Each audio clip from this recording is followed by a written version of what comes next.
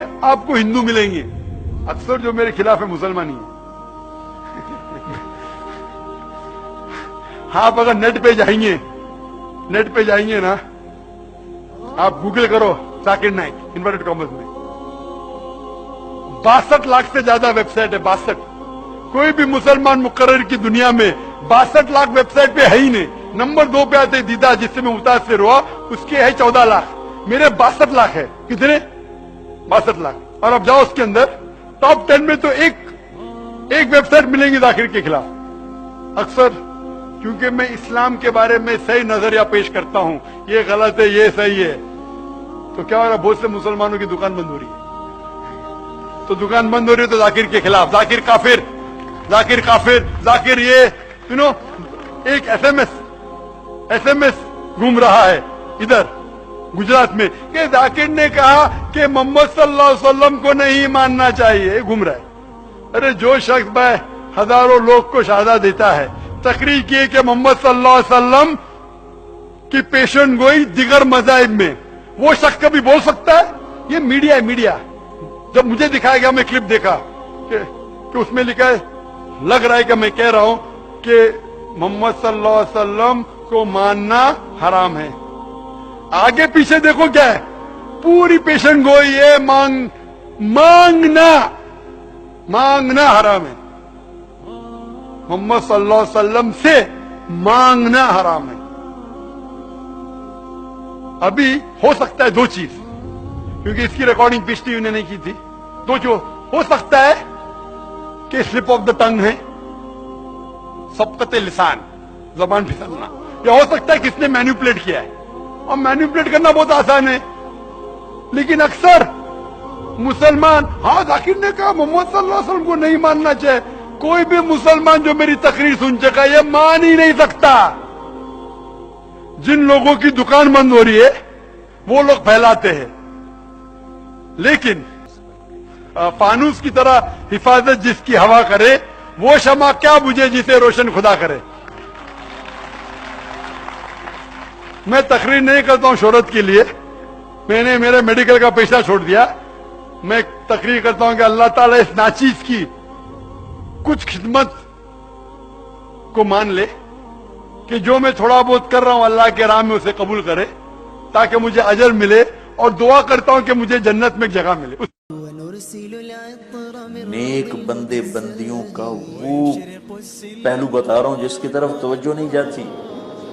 پردہ دار عورتیں بے پردہ عورتوں کو ایسے دیکھتی ہیں کہ جیسے انسان نہیں ہے سامنے، جانور کھڑے ہیں۔ بیچارے ذاکر نائک کو یہودیوں کا ایجنٹ بنا دے، کہ ٹائی پہنتا ہے، کوٹ پہنتا ہے، یہودیوں کا ایجنٹ۔ یا اللہ میری توبہ، اتنا تعصب، اتنی حقارت۔ ہزاروں آدمی جس شخص کے ہاتھوں کلمہ پڑھ گئے، ایک آدمی کا کلمہ پڑھ لینا ساری کائنات کا مل جانے سے بہتر۔ یہودیوں کا ایجنٹ، جو ٹائی لگاتا ہے، کوٹ پہنتا ہے، اتنی تنگ نظر۔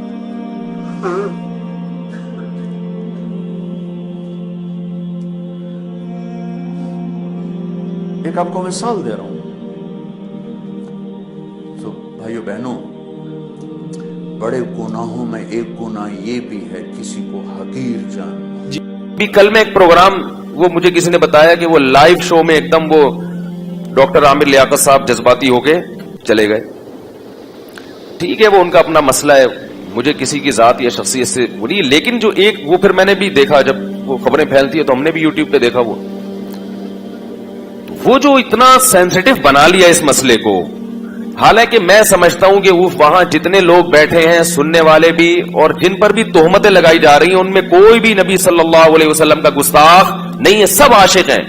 صرف زبان کی غلطیوں کو، تھوڑا سا تعبیر کی غلطیوں کو ایسا پکڑا جا رہا ہے اور اسے توہین رسالت کا مسئلہ بنا کر امت میں تفرقہ اور جذباتیت کو پھیلایا جا رہا ہے۔ اس سے غیر مسلم ہنسے گا، بولے گا یہ ایسی ڈاکٹر ذاکر نائک بیچارے کے پیچھے پڑ گئے ہاتھ دھو کے۔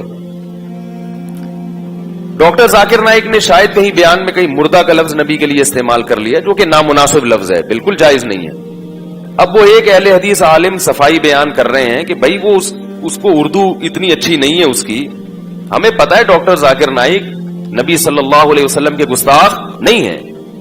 اگر نبی سے نفرت کرتے تو اسلام کی اتنی تبلیغ کیوں کر رہے ہوتے؟ وہ بیچاروں کو اردو صحیح، میں بھی ان سے ملا ہوں نا، اردو میں تھوڑی کمزوری ہے ان کے، تو ایک لفظ ان کی زبان سے ایسا نکل گیا، اب پوری دنیا نے توپوں کا رخ معاف کرنے کے لیے تیار نہیں.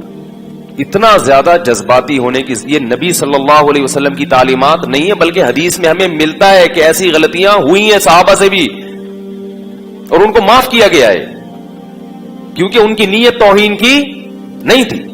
دیکھو نبی سے بڑی توہین تو اللہ کی توہین ہے نا، کوئی اللہ کی توہین کرتا ہے یہ کتنی بڑی توہین ہے. لیکن حدیث میں کیا آتا ہے؟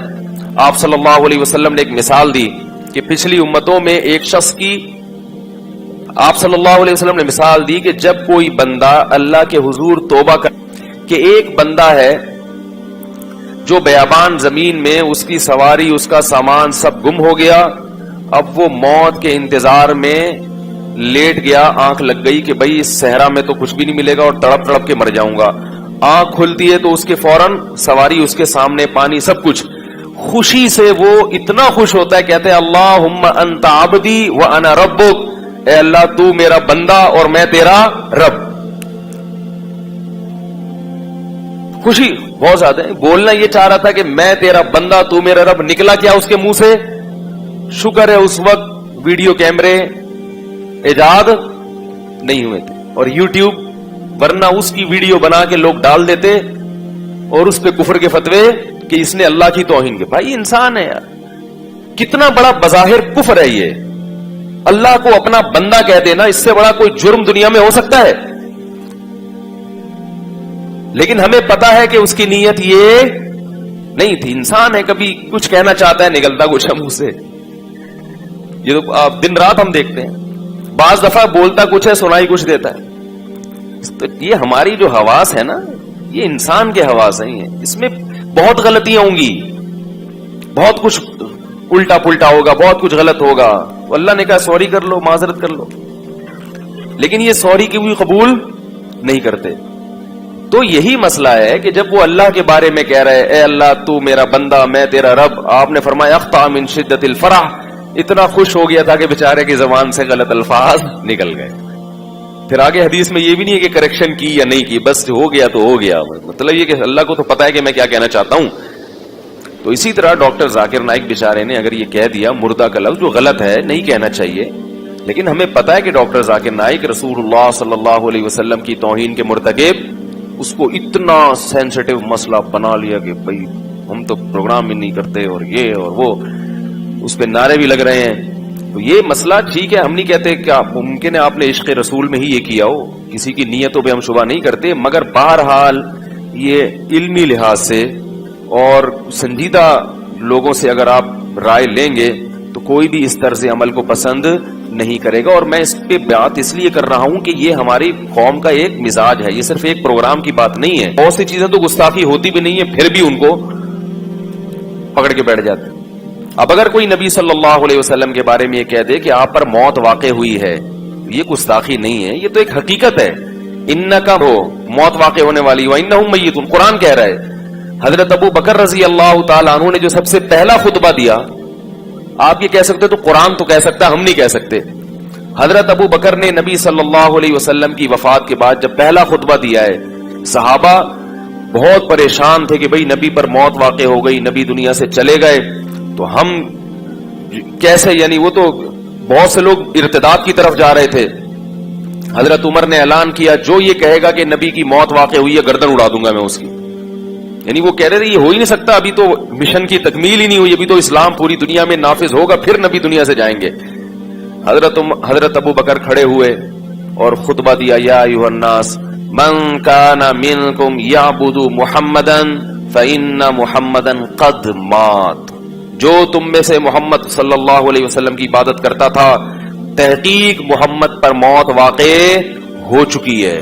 ماتا، موت وقت لگایا کہ یقیناً ہو چکا ہے یہ کام، تمہارے نہ ماننے سے کچھ نہیں ہوگا. اور من کان منکم یعبد اللہ فإنہ حی لا یموت، جو تم میں اللہ کی عبادت کرتا ہے تو وہ زندہ ہے اور اس پر کبھی موت واقع نہیں ہوگی. کیا مطلب؟ خود قرآن نے بھی کہا نا غزوہ احد میں یہ خبر پھیل گئی تھی کہ محمد صلی اللہ علیہ وسلم شہید ہو گئے، تو صحابہ کے حوصلے پست ہو گئے، یہ افواہ تھی. تو اللہ جب نبی کی زندگی کی اطلاع ملی ہے، حوصلے بحال ہوئے، تو اللہ نے صحابہ کو